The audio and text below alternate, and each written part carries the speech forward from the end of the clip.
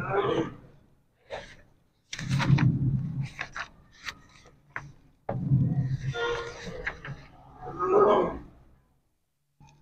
الحمد لله نحمده ونستعينه ونستغفره ونعوذ بالله من شرور أنفسنا ومن سيئات أعمالنا.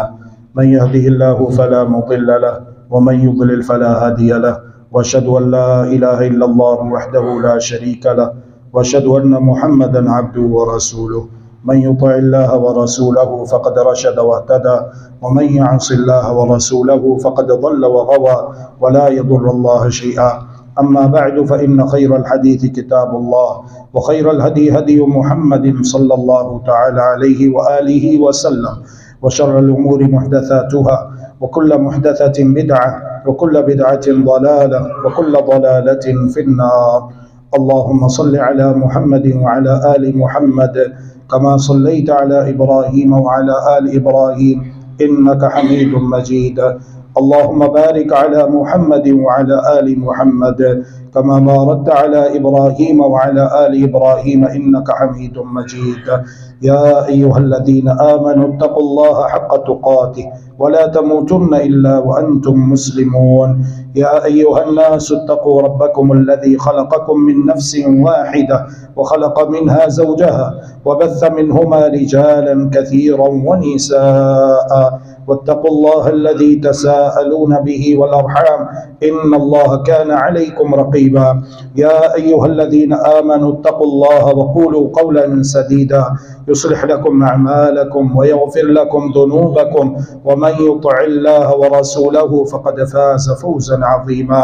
أما بعد، فأعوذ بالله العظيم وبوجهه الكريم وسلطانه القديم من الشيطان الرجيم من همزه ونفخه ونفثه.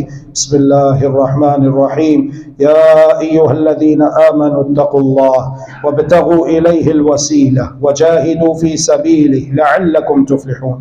اے ایمان والو، اللہ سے ڈر جاؤ جس طرح کہ اس سے ڈرنے کا حق ہے، اللہ سے محبت کرو، وابتغوا الیہ الوسیلہ، اور اللہ رب العالمین کی طرف وسیلہ تلاش کرو، وجاہدوا فی سبیلہ لعلکم تفلحون، اور اللہ کی راہ میں جہاد کرو، لعلکم تفلحون، تاکہ تم کامیاب ہو جاؤ۔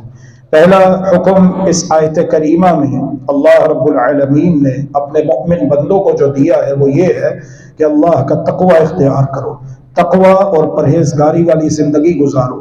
تقوی یہ ہے کہ قدم قدم پر انسان اپنے خالق و مالک اللہ رب العالمین کو یاد رکھے، اللہ رب العالمین کی تعلیمات کے اوپر عمل کرے، اللہ رب العالمین کے احکامات کو بجا لائے، اللہ رب العالمین کے مأمورات اور منہیات کی پاسداری کرے۔ یہ تقوی ہے۔ تقوی یہ ہے کہ انسان اپنی آخرت کی فکر کرتے ہوئے، اپنی موت، قبر، قیامت کی فکر کرتے ہوئے اپنی دنیاوی زندگی جتنی بھی ہے مختصر سی، اسے اللہ رب العالمین کی تعلیمات کے مطابق اور پیارے پیغمبر علیہ السلام کے فرمودات کے مطابق گزارے۔ یہ تقوی ہے، یہ پرہیزگاری ہے۔ وابتغوا الیہ الوسیلہ، پہلا حکم دیا گیا اتقوا اللہ، اللہ سے ڈر جاؤ۔ وابتغوا الیہ الوسیلہ، یہ دوسرا حکم ہے کہ اللہ رب العالمین کی طرف وسیلہ تلاش کرو۔ اور وسیلہ کیا ہے؟ اس سے مراد کیا ہے؟ اللہ رب العالمین کا قرب کیسے حاصل ہوتا ہے؟ ظاہر ہے کہ اللہ رب العالمین کا قرب حاصل ہوتا ہے ایمان اور توحید کے تقاضے پورے کرنے سے، محمد الرسول اللہ صلی اللہ علیہ وآلہ وسلم کی تعلیمات کے اوپر عمل کرنے سے۔ اللہ رب العالمین نے جن کاموں کو کرنے کا حکم دیا ہے ان کاموں کو کر کے انسان اللہ کو راضی کر سکتا ہے، اللہ کا قرب حاصل کر سکتا ہے، اور جن کاموں سے اللہ رب العالمین نے روکا ہے، منع کیا ہے، ان کاموں سے باز رہ کر انسان اللہ کا قرب حاصل کر سکتا ہے، اللہ کو راضی کر سکتا ہے۔ اسی لیے فرمایا کہ دین کے مطابق زندگی بسر کرو اور اعلاء کلمت اللہ کے لیے، اقامت دین کے لیے جد و جہد بھی کرتے رہو۔ وجاہدوا فی سبیلہ لعلکم تفلحون، اللہ کی راہ میں جد و جہد کرتے رہو اعلاء کلمت اللہ کے لیے، اللہ کے پسندیدہ دین اسلام کو تمام باطل ادیان پر غالب کرنے کے لیے کوشش کرتے رہو، جہاں پر جان سے وہاں پر جان سے، جہاں پر مال سے وہاں پر مال سے، الغرض جو کچھ اللہ نے تمہیں دیا ہے اسے خرچ کرو اللہ کے نام کو سربلند کرنے کے لیے۔ لعلکم تفلحون، تاکہ تم کامیاب ہو جاؤ۔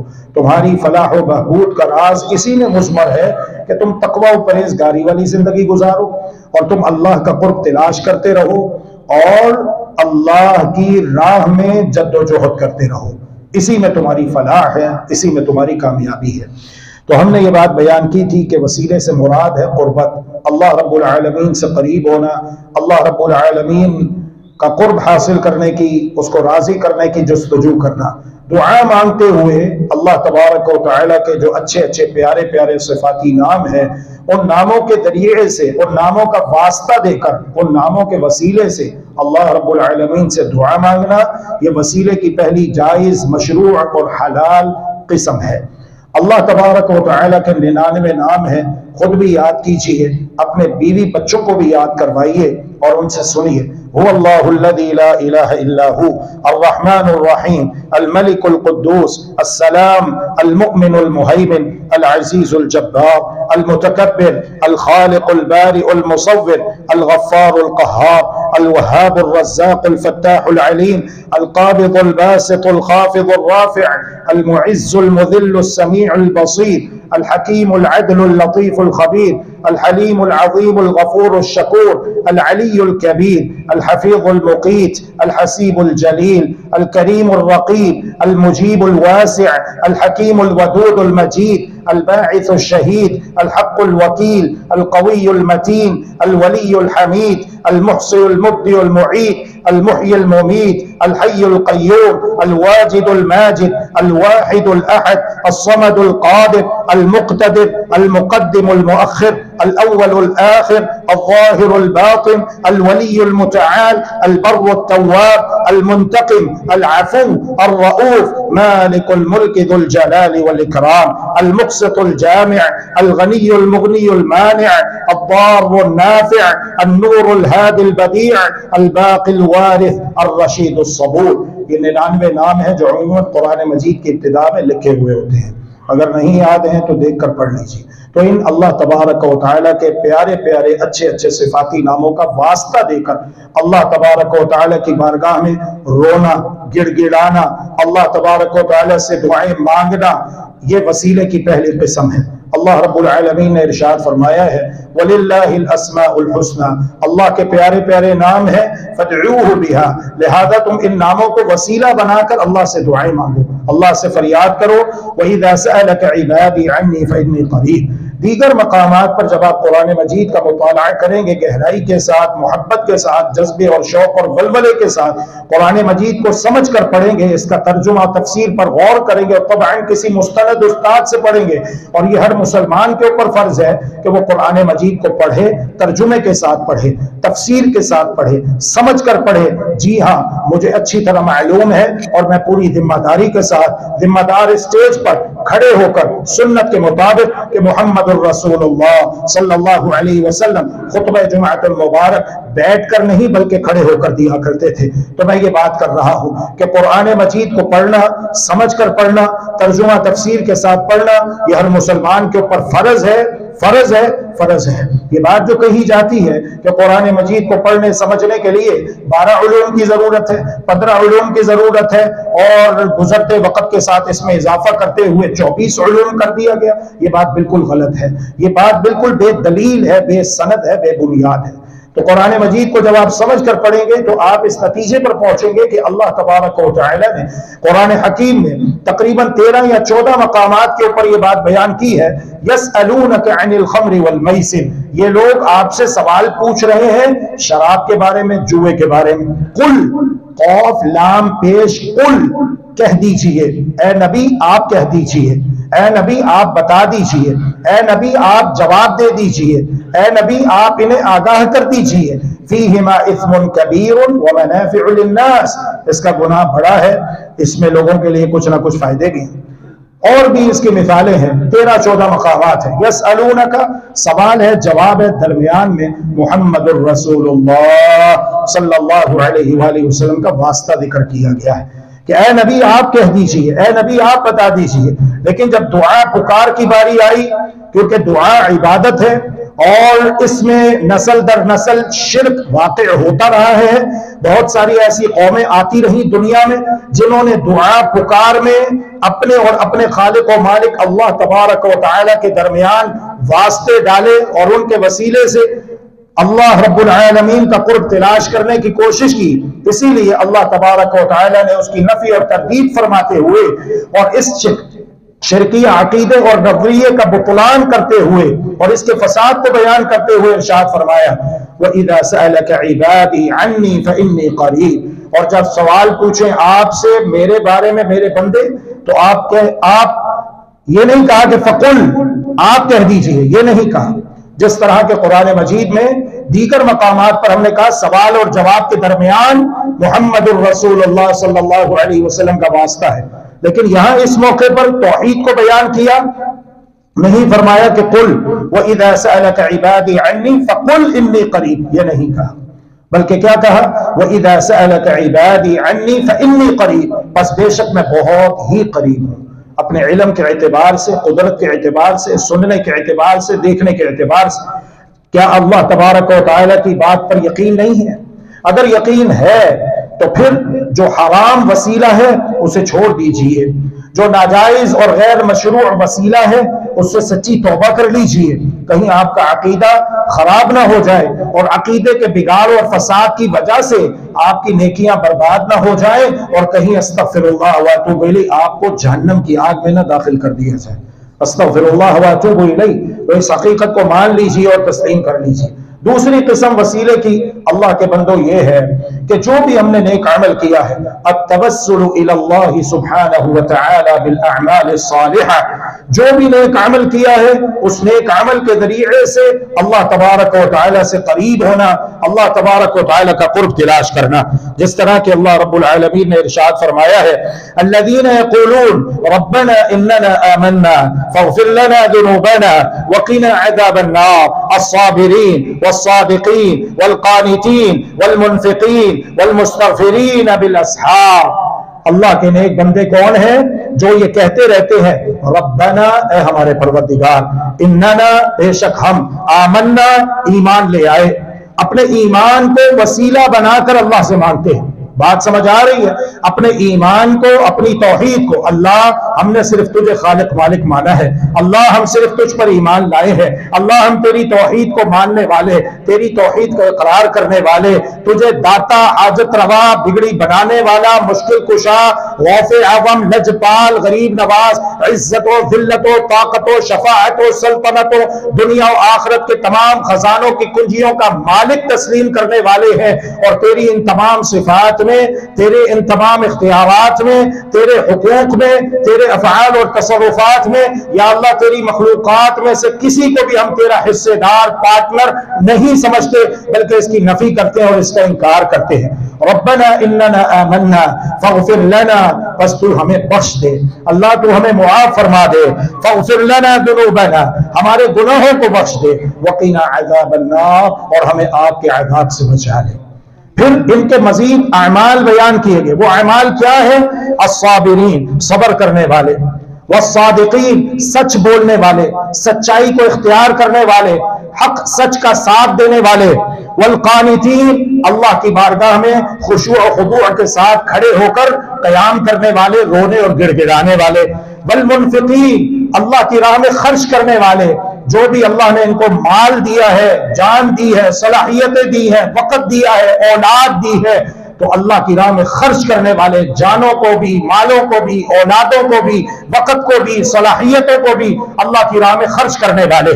والمستغفرین بالاسحار، اور ان تمام اعمال کو کرنے کے بعد تکبر اور غرور کے اندر مبتلا نہیں ہوتے، بلکہ سحری کے وقت، تہجد کے وقت اٹھ کر اللہ کی بارگاہ میں روتے ہیں اور استغفار کرتے ہیں، اللہ سے معافیاں مانگتے رہتے ہیں. تو نیک اعمال کو اللہ کی بارگاہ میں پیش کر کے دعا مانگنا اور اپنے نیک عمل کے ذریعے سے، اس کے وسیلے سے اللہ تبارک و تعالی کا قرب تلاش کرنا، یہ مطلوب ہے. قرآن حکیم میں اس کے اور بھی دلائل ہیں.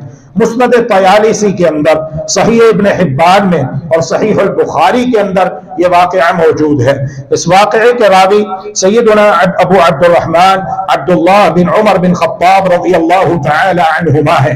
بیان کرتے ہیں سمعت رسول اللہ صلی اللہ علیہ وسلم، اللہ کے بندو آپ بھی آتے ہیں وقت نکال کر الحمدللہ توجہ کے ساتھ بیٹھتے ہیں، تھوڑی سی اور اپنی ذمہ داری کا احساس کیجئے، جو کچھ یہاں پر بیان ہوتا ہے اسے یاد کر لیجئے، اور جو سمجھ میں نہ آئے جمعے کے بعد آئیے میرے پاس بیٹھیے، مجھ سے پوچھئے جناب آپ نے یہ مسئلہ بیان کیا تھا، الحمدللہ اتنی بات سمجھ میں آ گئی، اتنی رہ گئی، مکمل سمجھا دیجئے، تاکہ یہاں سے جانے کے بعد میں نے اللہ کے دین کی دعوت کا کام کرنا ہے، تبلیغ کا کام کرنا ہے، لوگوں کو یہ باتیں بتانی ہیں، اپنے بیوی بچوں کو، اپنے دوست احباب کو، اپنے رشتہ داروں کو، تو اپنی ذمہ داری کا احساس کر لیجئے، توجہ سے بات کو سنیے، سمجھیے، اپنے دل دماغ پر نقش کر لیجئے، اور یہاں سے جانے کے بعد دوسروں کو بتایا کیجئے، کیونکہ اب دین کی دعوت اور تبلیغ کا کام کرنا یہ ہم سب کی ذمہ داری ہے۔ اللہ کے آخری نبی محمد کریم رحمت للعالمین صلی اللہ علیہ وآلہ وسلم ہے۔ اب دین کی دعوت اور تبلیغ کا کام کرنا ہر امتی پر لازم ہے، ہر مسلمان کے اوپر فرض ہے۔ بلغوا عنی ولو آیہ، فرمایا تم پہنچا دیا کرو، خواہ تمہیں ایک آیت ہی کیوں نہ یاد ہو، ایک حدیث ہی کیوں نہ معلوم ہو، ایک مسئلہ ہی کیوں نہ جانتے ہو، وہ بھی اگر تمہیں آتا ہے تو لوگوں تک پہنچا دو۔ تو کہتے ہیں کہ اللہ کے رسول صلی اللہ علیہ وآلہ وسلم بیان فرما رہے ہیں، اور میں توجہ کے ساتھ سن رہا تھا، تو میں نے یہ سنا کہ رسول اللہ صلی اللہ علیہ وآلہ وسلم ارشاد فرما رہے ہیں انطلق ثلاثة نفر ممن كان قبلكم، اے میرے صحابہ تم سے پہلے جو لوگ گزرے ہیں ان میں 3 افراد تھے، 3 بھائی تھے، 3 دوست تھے، 3 ساتھی تھے، ایک سفر پہ روانہ ہوئے، فانحدرت صخرة حتى آواهم المبيت إليها، چلتے چلتے چلتے چلتے سورج ڈھل جاتا ہے تو وہ رات گزارنے کے لیے، رات بسر کرنے کے لیے، دن بھر کی تھکاوٹ دور کرنے کے لیے ایک غار میں داخل ہو جاتے ہیں۔ جب وہ اس غار میں داخل ہوئے فانحدرت صخرة من الجبل فسدت عليهم الغار، جو ہی وہ غار کے اندر داخل ہوئے ایک بڑا چٹان نما پتھر آیا جس نے غار کے دروازے کو بند کر دیا، اور وہ اندر قید ہو کر رہ گئے، وہ اندر قید ہو کر رہ گئے۔ فقالوا لا ينجيكم من هذه الصخرة الا ان تدعوا الله بصالح اعمالكم، جس مصیبت میں ہم مبتلا ہو چکے ہیں اس مصیبت سے نجات دینے والا اللہ کے سوا کوئی نہیں، لہذا نیک اعمال کو وسیلہ بنا کر اللہ سے دعائیں مانگو، نیک اعمال کے وسیلے سے اللہ سے دعائیں مانگو۔ یہ وسیلہ جائز ہے۔ جو لوگ ہمارے بارے میں یہ کہتے ہیں یا نفرتیں پھیلاتے ہیں کہ ہم وسیلے کو نہیں مانتے، جان لیجئے ہمارے وہ بھائی اور بہنیں ہمارے بارے میں غلط فہمی کا شکار ہیں۔ آئیے ہمارے قریب آئیے، ہم سے قریب ہو کر بیٹھیے، ہماری بات کو سنیے، ہمارے موقف کو جانیے، کم از کم ہمارے پیچھے 4 جمعے پڑھیے، پھر آپ کو پتا چلے گا ہم کون لوگ ہیں، ہماری دعوت کیا ہے، ہمارا عقیدہ کیا ہے، ہمارا منہج کیا ہے، ہماری للکار کیا ہے، ہماری پکار کیا ہے، ہم آپ کو کس کی طرف بلاتے ہیں، ہم آپ کو کیا کہتے ہیں۔ قریب تو آئیے، پاس تو بیٹھیے، وقت تو نکالیے۔ اگر آپ دور دور رہیں گے تو آپ غلط فہمیوں کا، پہ گنڈے کا شکار رہیں گے، اور اس طرح نقصان آپ کا ہوگا، اور ہم نہیں چاہتے کہ ہمارے بھائیوں اور بہنوں کا نقصان ہو۔ ہم چاہتے ہیں کہ اللہ تبارک و تعالی ہمیں دنیا کی بھی بھلائیاں عطا فرمائے، آخرت کی بھی بھلائیاں عطا فرمائے۔ اللہ تبارک و تعالی ہم سے راضی ہو جائے، ہمیں جہنم کی آگ سے بچا لے، اور بغیر حساب و عذاب جنت الفردوس کا داخلہ نصیب فرما دے۔ اللہم آمین برحمتک یا ارحم الراحمین۔ تو وہ تینوں آپس میں ایک دوسرے کو مخاطب کر کے کیا کہتے ہیں؟ عفا الاثر ووقع الحجر ولا يعلم بمكانكم الا الله فادعوا الله باوثق اعمالكم، ہمارے قدموں کے نشانات مٹ چکے ہیں۔ کیا معنی؟ کوئی نہیں جانتا کہ ہم کہاں پر ہیں۔ اب ہمارے پیچھے کون آئے گا؟ ہمیں بچانے کے لیے کون آئے گا؟ کمیونیکیشن سسٹم نہیں، موبائل پاس نہیں، سیٹلائٹ سسٹم نہیں، تلاش کرنے والا کوئی نہیں، اللہ کے سوا کوئی جانتا ہی نہیں ہے کہ اس وقت ہم کہاں پر ہیں۔ ہمارے قدموں کے نشانات مٹ چکے ہیں، اور غار کے دہانے پر بہت بڑا چٹان نما پتھر آ کے گر چکا ہے جس نے ہمارا باہر نکلنے کا راستہ بند کر دیا۔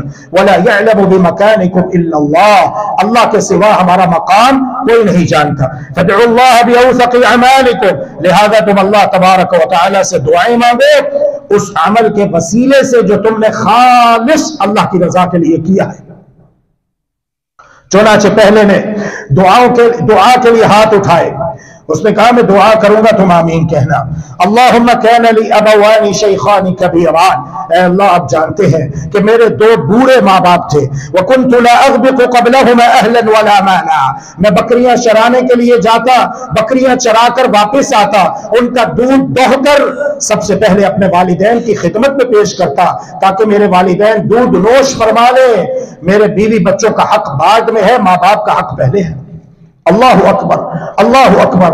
آج ہم کہنا چاہیں گے اپنی بہنوں اور بیٹیوں سے، اللہ کی بندیوں تمہیں کیا ہو گیا ہے؟ تم شادی کے بعد یہ مطالبات اپنے شوہر سے کیوں کر رہی ہو جس کی وجہ سے تمہارا گھر اجڑ جاتا ہے، تمہاری طلاق ہو جاتی ہے، تم تنہا رہ جاتی ہو، تم علیحدگی کا شکار ہو جاتی ہو کہ ہم نے علیحدہ گھر لینا ہے، میں اپنے ساس سسر کی خدمت نہیں کر سکتی۔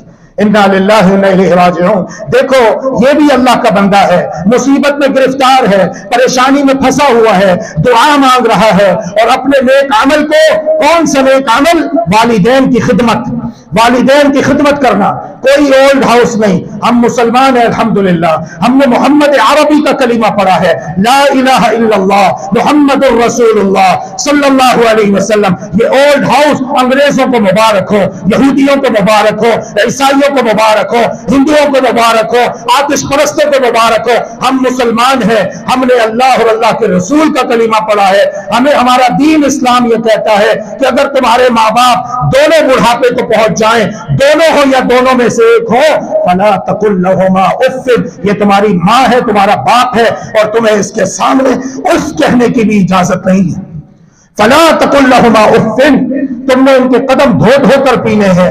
اگر تمہیں جنت چاہیے تو ماں باپ کی خدمت کرنی ہے، اللہ کا بھی حق ادا کرنا ہے اور اپنے والدین کا بھی حق ادا کرنا ہے۔ تم دنیا میں خود بخود نہیں آ گئے، بلکہ ان ماں باپ کے ذریعے سے اللہ نے تمہیں دنیا میں لے کر آیا، تمہارے ماں باپ کو وسیلہ بنا کر۔ تو آج تم اپنے ماں باپ کے ساتھ نیکی کرو، پھر اس نیکی کا وسیلہ بنا کر جب تم دعائیں مانگو گے تو اللہ تبارک و تعالی تمہاری دعائیں ضرور قبول کرے گا۔ اے اللہ میرے دو بوڑھے ماں باپ تھے، میں بکریاں چرانے کے لیے نکل جاتا، شام کو واپس آتا، بیوی سے پہلے، بچوں سے پہلے بکریوں کا دودھ دوہنے کے بعد اپنے ماں باپ کی خدمت میں پیش کرتا۔ میرے ماں باپ پیٹ بھر کر دودھ پی لیتے، پھر اس کے بعد میں اپنے بیوی بچوں کی طرف التفات کرتا۔ فَدَعَا بِي فِي طَلَبِ شَيْءٍ يَوْمًا، ایک دن ایسا ہوا کہ مجھے واپس آنے میں تاخیر ہو جاتی ہے۔ فَلَمْ أُرِحْ يَوْمًا حَتَّى نَامَ، میں دیر سے واپس آیا، جب میں گھر میں داخل ہوا تو کیا دیکھتا ہوں کہ میرے ماں باپ نیند کی آغوش میں جا چکے ہیں، سو گئے۔ فَحَلَبْتُ لَهُمَا غَبُوقَهُمَا، میں نے ان کے لیے بکریوں کا تازہ دودھ دھوا۔ فَوَجَدْتُهُمَا نَائِمَيْنِ، جب میں دودھ لے کر ان کی خدمت میں حاضر ہوا تو وہ دونوں سو چکے تھے۔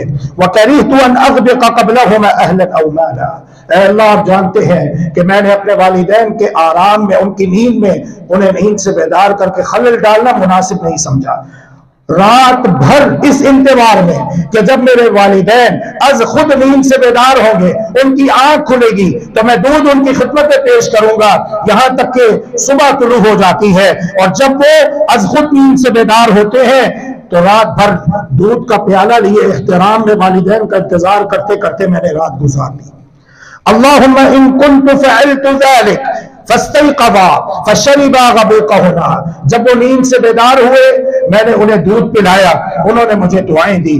اللہم ان کنت فعلت ذلك ابتغاء وجهك ففرج عنا ما نحن فيه من الصخرة، اے اللہ اگر یہ نیکی میں نے آپ کو خوش کرنے کے لیے کی تو یا اللہ آپ کو اس نیکی کا واسطہ دے کر، اسے وسیلہ بنا کر آپ سے دعا مانگ رہا ہوں جس مصیبت میں ہم تینوں ساتھی گرفتار ہو چکے ہیں، اے اللہ ہمیں اس سے نجات عطا فرما دے۔ رسول اللہ صلی اللہ علیہ وآلہ وسلم ارشاد فرماتے ہیں فَانْفَرَجَتْ شَيْئًا لَا يَسْتَطِيعُونَ الْخُرُوجِ، وہ چٹان نما پتھر تھوڑا سا وہاں سے ہٹ جاتا ہے، صرف جاتا ہے، لیکن ابھی وہ باہر نہیں نکل پا رہے، آسمان نظر آ رہا ہے لیکن باہر نہیں نکل سکتے۔ دوسرے نے دعا کی اللہم کانت لی بنت عم كانت احب الناس الي فاردتها عن نفسها فامتنعت مني. اے اللہ میرے چچا کی ایک بیٹی تھی مجھے بڑی پسند تھی, میں اس سے بڑا پیار کرتا تھا, محبت کرتا تھا. آپ جانتے ہیں جو چاچا ذات بہن ہوتی ہے, خالہ ذات بہن ہے, پھوپھی ذات بہن ہے, ماموں ذات بہن ہے, تایا ذات بہنیں ہیں, کزن ہے, ان کا پردہ بنتا ہے آپس میں.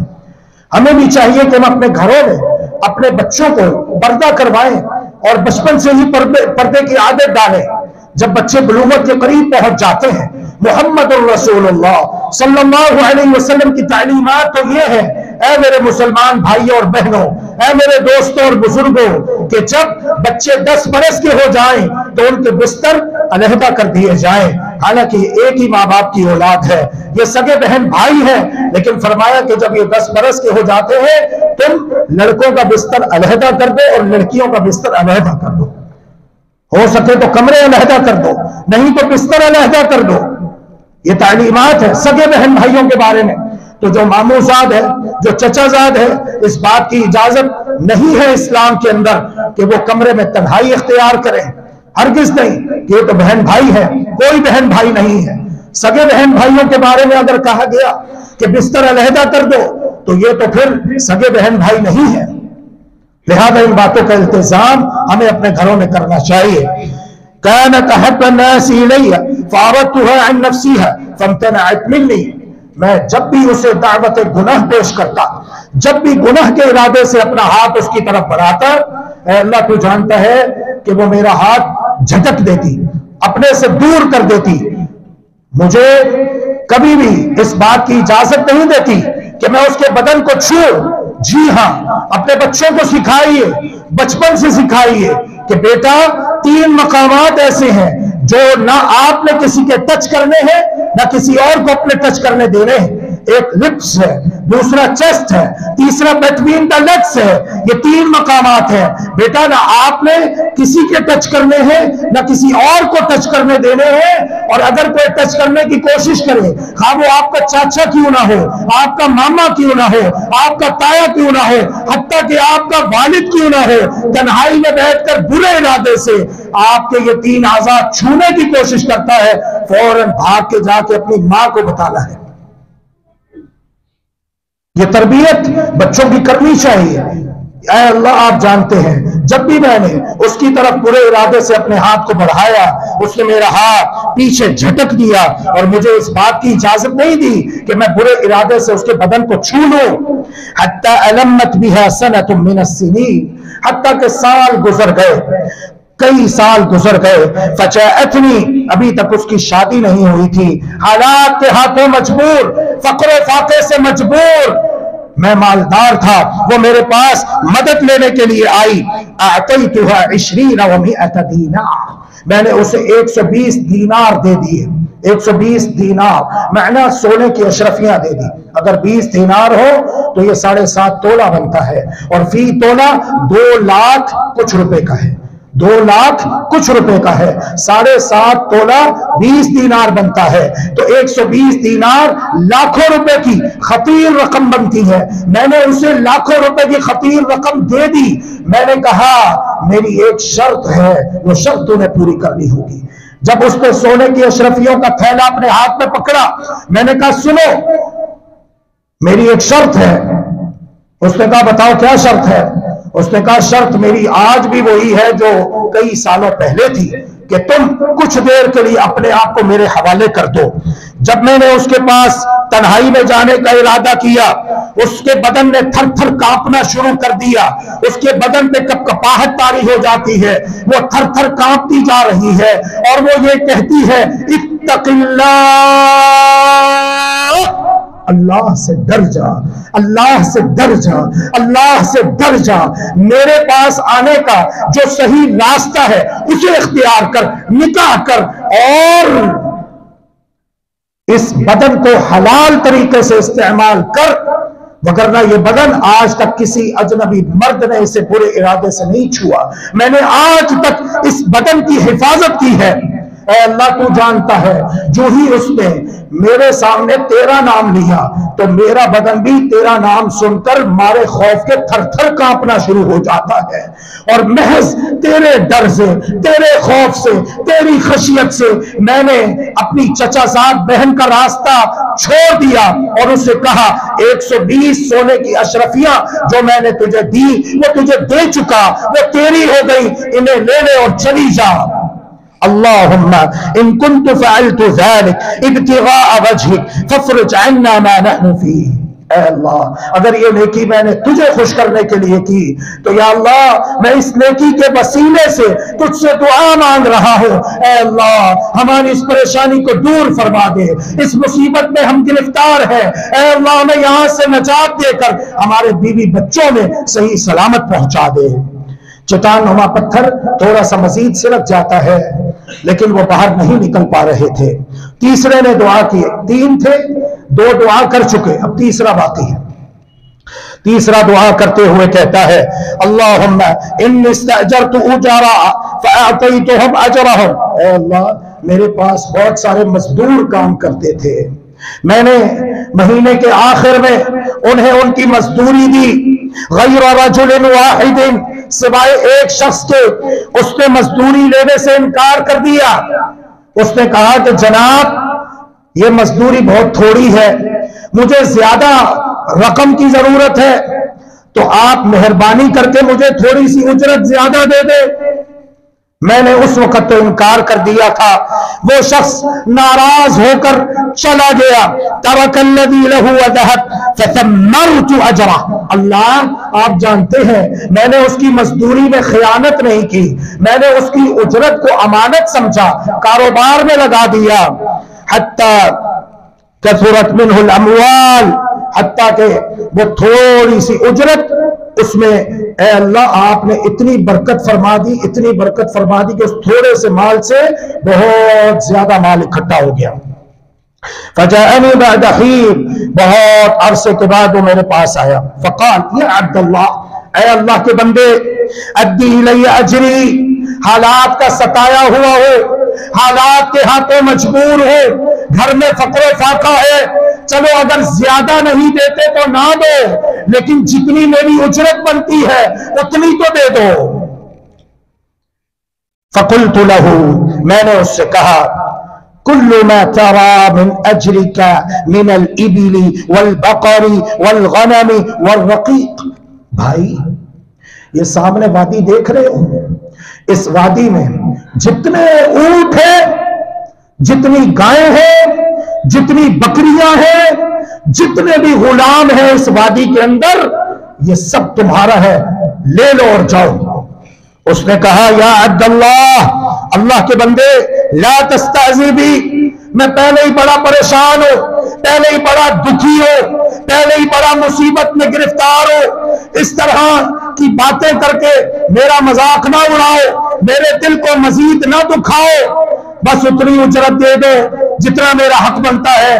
تب تو تم سے تھوڑی سی زیادہ اضافی اجرت کا مطالبہ کیا، وہ تو تم نے دی نہیں، اب کہتے ہو کہ یہ سارے اونٹ تمہارے، یہ ساری گائیں تمہاری، یہ ساری بکریاں تمہاری، یہ سارے غلام تمہارے، کیوں تم میرے ساتھ مذاق کر رہے ہو؟ فقلت انی لا استہزئ بک، میں تمہارے ساتھ مذاق نہیں کر رہا، اے اللہ میں نے اسے ساری حقیقت بتائی کہ بھائی وہ جو تم ناراض ہو کر اپنی اجرت چھوڑ کر گئے تھے اسے میں نے امانت سمجھا، اور اللہ کا بابرکت اور پاکیزہ نام لے کر مجھے اپنی غلطی کا احساس ہوا، میں نے اللہ سے معافی بھی مانگی، توبہ بھی کی کہ اللہ نے مجھے اتنا دیا ہوا ہے، اللہ نے مجھے اتنا نوازا ہوا ہے، اس کی کوئی ضرورت ہوگی، اس کی کوئی ضرورت ہوگی، تھوڑی سی زیادہ اجرت کا ہی تو اس نے مطالبہ کیا تھا، میں اسے اللہ کے نام پر دے دیتا، مجھے ایسا نہیں کرنا چاہیے تھا، اے اللہ میں نے آپ سے معافی بھی مانگی، اور اس کے بعد آپ کا نام لے کر میں نے وہ ساری جتنی بھی اجرت تھی کاروبار میں لگا دی، آپ نے خوب برکتیں فرمائی۔ تو بھائی یہ اصل معاملہ ہے، اے اللہ آپ جانتے ہیں، فَاسْتَاقَهُ فَلَمْ يَتْرُكْ مِنْهُ شَيْئًا، وہ سارا مال لے گیا، اونٹ بھی لے گیا، گائیں بھی لے گیا، بکریاں بھی لے گیا، غلام بھی لے گیا، حتیٰ کہ بکری کی گردن میں گلے میں ڈالے جانے والی ایک رسی بھی لے گیا، چھوڑ کے نہیں گیا، سب کچھ لے گیا، پوری وادی صاف کر گیا۔ اللهم ان كنت فعلت ذلك ابتغاء وجهك ففرج عنا ما نحن فيه. اے اللہ یہ نیکی میں نے آپ کو خوش کرنے کے لیے کی تھی، یا اللہ ہم اس مصیبت میں گرفتار ہے، ہمیں یہاں سے صحیح سلامت نکال کر ہمارے بیوی بچوں میں، ہمارے اہل و عیال میں، ہمارے گھر والوں میں پہنچا دے. محمد الرسول اللہ صلی اللہ علیہ وآلہ وسلم ارشاد فرماتے ہیں فانفرجت الصخرہ، چٹان نما پتھر وہاں سے ہٹ جاتا ہے، اور ایک روایت میں ہے کہ وہ پتھر پاش ہو جاتا ہے اور ان کا راستہ صاف ہو جاتا ہے، وہاں سے نکلتے ہیں، سفر طے کر کے صحیح سلامت اپنے بیوی بچوں میں، اپنے گھر والوں میں پہنچ جاتے ہیں. اللہ تبارک و تعالی غفور الرحیم ہے. اللہ تبارک و تعالی دعاؤں کو سننے والا، قبول کرنے والا ہے، لیکن صحیح راستے سے آئیے. اگر غلط راستے پر جائیں گے تو اللہ تبارک و تعالی ناراض ہوگا. وہ راستہ اختیار کیجیے جس راستے کو اختیار کرنے کا اللہ تبارک و تعالی نے حکم دیا. اگر آپ اسلام آباد جانا چاہتے ہیں تو اسلام آباد والا راستہ اختیار کیجیے. اگر آپ کراچی والا راستہ اختیار کریں گے کراچی کو آ جائے گا، اسلام آباد نہیں پہنچ سکیں گے. اگر آپ مکہ مدینہ جانا چاہتے ہیں تو لندن کو چھوڑ کے، فرانس کو چھوڑ کے، جرمن کو چھوڑ کے، امریکہ اور برطانیہ کے راستوں کو چھوڑ کے مکہ و مدینہ کا راستہ اختیار کریں گے، تب مکہ پہنچ پائیں گے، تب مدینہ منورہ پہنچ پائیں گے، ورنہ کہیں اور نکل جائیں گے. وآخر دعوانا ان الحمد للہ رب العالمین.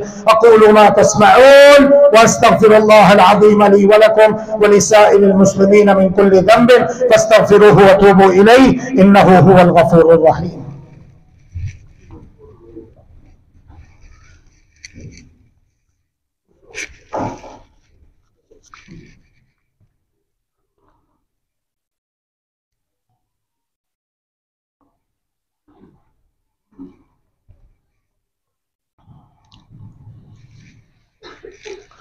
بسم اللہ الرحمن الرحیم. الحمد للہ والصلاة والسلام علی رسول اللہ وعلی آلہ وصحبہ ومن والہ وبعد. والدین پر فرض ہے اولاد کو دینی تعلیم دینا. گھر جا کر اپنے بچوں سے کلمہ طیبہ سنیے، ترجمے کے ساتھ بچوں کو آتا ہے کہ نہیں آتا؟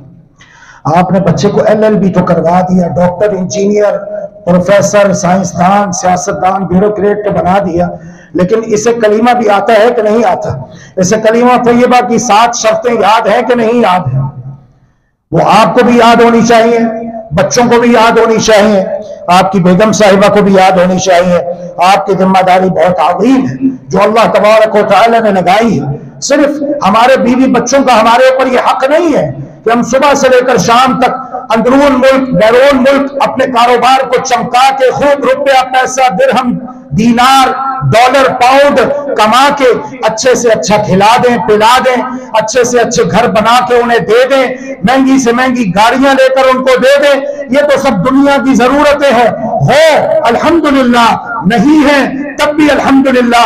لیکن اصل آپ کی ذمہ داری یہ ہے کہ آپ اپنے بیوی بچوں کو دین دار بنائیں، اللہ اور اس کے رسول صلی اللہ علیہ وسلم کا فرما بردار بنائیں، اور اس کی ابتدا کلمہ طیبہ سے کریں. کلمہ طیبہ سنیں، لا الہ الا اللہ محمد الرسول اللہ صلی اللہ علیہ وسلم، اشہد ان لا الہ الا اللہ وحدہ لا شریک لہ واشہد ان محمدا عبدہ ورسولہ. اور اس کا ترجمہ بھی سنیں، اس کی شرطیں کیا ہیں، آپ کو بھی یاد ہونی چاہیے، آپ کے بیوی بچوں کو بھی یاد ہونی چاہیے. گہری نیند سوئے ہوئے ہیں، کوئی پوچھتا ہے اٹھا کے آپ کا نام کیا ہے، فوراً بتا دیتے ہو. اسی طرح اگر راستے میں جا رہے ہو، کوئی بھی آپ کو کھڑا کر کے پوچھ لے، کوئی غیر مسلم ہی پوچھ لیتا ہے کہ اسلام کے بارے میں بتاؤ، میں مسلمان ہونا چاہتا ہوں، آپ کیا بتاؤ گے اسلام کے بارے میں؟ قرآن مجید کے کسی حکم کے بارے میں پوچھ لیتا ہے، آپ کو آگہی ہونی چاہیے. لہذا اس کے لیے اللہ کے بندوں وقت نکالیے، اپنے بیوی بچوں کو لے کر بیٹھیے اور ان سے وضو کا طریقہ سنیے، انہیں بتائیے. دیکھیے آپ کی بیٹی، آپ کا بیٹا، آپ کی بیوی کیا وضو صحیح طریقے سے کرتے ہیں؟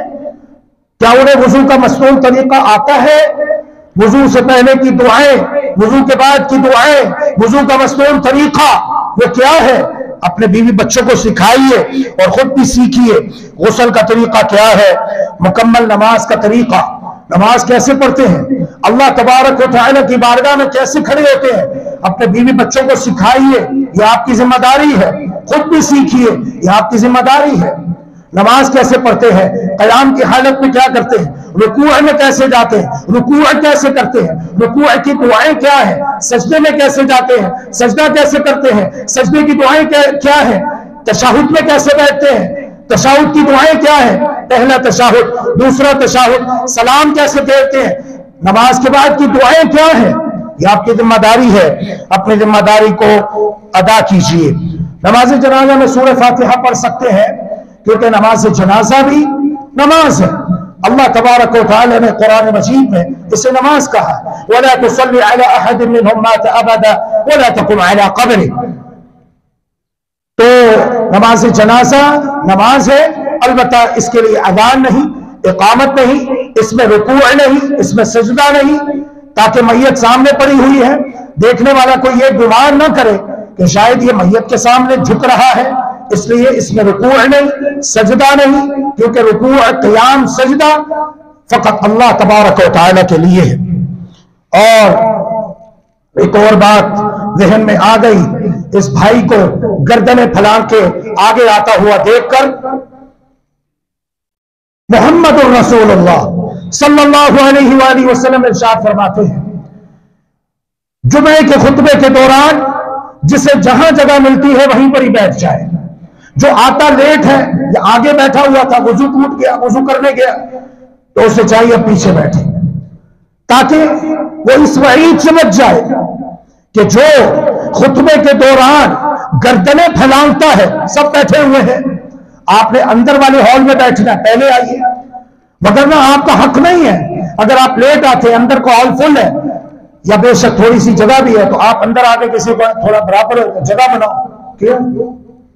آپ کو یہ حق نہیں ہے، آپ پیچھے بیٹھے، جگہ نہیں ہے، اوپر چلے جائیں، اوپر ہال میں جگہ ہے، آگے آنا ہے، نزدیک بیٹھنا ہے تو آپ کو اذان سے پہلے آنا ہوگا، ورنہ ممکن ہے کہ آپ اپنی مرضی تو کر لیں، لیکن رسول اللہ صلی اللہ علیہ وسلم ارشاد فرماتے ہیں، گردنیں پھلانگنے والا گویا کہ جہنم کی طرف پل بنا رہا ہے اپنے لیے، استغفر اللہ۔ پتہ چلا آپ کو کتنا بڑا گناہ ہے؟ لہذا آئندہ کے لیے اپنے آپ کو اس گناہ سے بچائیے۔ اللہ تبارک و تعالی ہم سب کی غلطیوں کو، کمیوں کو، کوتاہیوں کو معاف فرمائے۔ عورت کا پینٹ پہننا کسی بھی طرح درست نہیں ہے، خواہ وہ اپنے شوہر کے لیے ہی کیوں نہ پہنے، کیونکہ عورت کا جسم، میں زیادہ تفصیل میں نہیں جانا چاہتا، بچے بھی بیٹھے ہوئے ہیں، دوست احباب بھی ہیں، مائیں بہنیں بیٹیاں بھی تشریف فرما ہے، عقل مندوں کے لیے اشارہ ہی کافی ہوتا ہے۔ پینٹ ٹائٹ ہوتی ہے، اس میں بیلٹ بھی لگتا ہے، تو عورت کا جسم نازک ہے اور یہ پینٹ اس کے جسم کے ساتھ بالکل بھی مناسبت نہیں رکھتی۔ کھلا ڈلا لباس ہو، مردوں کے لیے بھی عورتوں کے لیے بھی۔ ہاتھ میں کڑا پہننا، دھاگا باندھنا، اسلام اس کی اجازت نہیں دیتا۔ اسلام یہ کہتا ہے اپنے دونوں ہاتھوں کو اپنے چہرے کے بل میں قابل لے آؤ، سورۃ الفاتحہ پڑھو، آیت الکرسی پڑھو، چاروں کل پڑھو، قرآن کریم کی اور آیات پڑھو، اور اس پہ پھٹکار کے اپنے پورے بدن کے اوپر اپنے دونوں ہاتھوں کو پھیر لو۔ شہد میں شفا ہے، شہد میں شفا ہے، لیکن یہ شفا کب ہوگی؟ جب آپ شہد کھائیں گے۔ اگر کوئی بیمار ہو جاتا ہے، ڈاکٹر کے پاس جاتا ہے، ڈاکٹر اسے میڈیسن دیتا ہے، تو یہ کچھ زیادہ ہی سمجھداری دکھاتے ہوئے کوئی کاغذ لے کر اس کے اندر میڈیسن کو محفوظ کر کے موچی کے پاس جا کے اسے کہتا ہے اس کا تعویذ بنا دو، اور تعویذ بنوا کے گلے میں لٹکا لیتا ہے، بازو پہ باندھ لیتا ہے، یا دھاگے کے طور پر اسے ہاتھ میں باندھ لیتا ہے، تو کیا شفا ہوگی؟ کبھی بھی نہیں ہوگی۔ شفا ہوتی ہے دوا کھانے سے۔ ایسے ہی اللہ کے بندو، قرآن حکیم میں شفا ہے، ہم اس کو مانتے ہیں، لیکن شفا ہوگی قرآن مجید کو پڑھ کر شفا حاصل کرنے سے۔ قرآن مجید کو پڑھ کر اپنے اوپر دم کیجئے، قرآن مجید کو پڑھ کر اپنے گھر والوں پر دم کیجئے، اس سے شفا ہوگی۔ باقی یہ طریقہ، ایک شخص آیا، اس نے ہاتھ میں کڑا پہنا ہوا تھا، محمد الرسول اللہ صلی اللہ علیہ وسلم نے پوچھا یہ کڑا کیسا ہے؟ اس نے کہا کہ بیماری سے بچاؤ کے لیے میں نے پہنا ہے۔ 3 باتیں ارشاد فرمائی، فرمایا اسے اتار دو، اس سے تمہاری بیماری میں اضافہ ہوگا، اور تیسری بات، اگر اسے پہنے پہنے مر گئے تو کبھی کامیاب نہیں ہو سکو گے۔ ایمان، عقیدہ، بھروسہ اللہ کی ذات پر ہونا چاہیے۔ شیاطین الانس والجن کہتے ہیں جب تک انگوٹھی پہنے رکھے اس عقیدے کے ساتھ، یہ کڑا پہنے رکھے اس عقیدے کے ساتھ، دھاگا باندھے رکھے اس عقیدے کے ساتھ کہ جب تک یہ باندھے رکھوں گا، اگر باندھوں گا تو بیماری نہیں ہوگی، نظر بد سے، جادو جنات سے محفوظ رہوں گا، اسے کچھ نہیں کہنا۔ اور جو یہ اتارے اور اس سے خلاصی حاصل کرنے کی کوشش کرے، اس کی رگ دبا دینا، اسے چٹکیاں کاٹنا تاکہ یہ دوبارہ شرک کی طرف آ جائے۔ اللہ رب العالمین ہمیں شرک سے محفوظ رکھے اور توحید و سنت کا بیش بہا قیمتی خزانہ عطا فرمائے۔ ربنا آتنا فی الدنیا حسنہ وفی الآخرۃ حسنہ وقنا عذاب النار۔ ربنا تقبل منا انک انت السمیع العلیم وتب علینا انک انت التواب الرحیم واغفر لنا وارحمنا انک انت الغفور الرحیم وتوفنا مسلمین والحقنا بالصالحین وصلی اللہ وسلم علی نبینا محمد وعلى آلہ وصحبہ اجمعین برحمتک یا ارحم الراحمین۔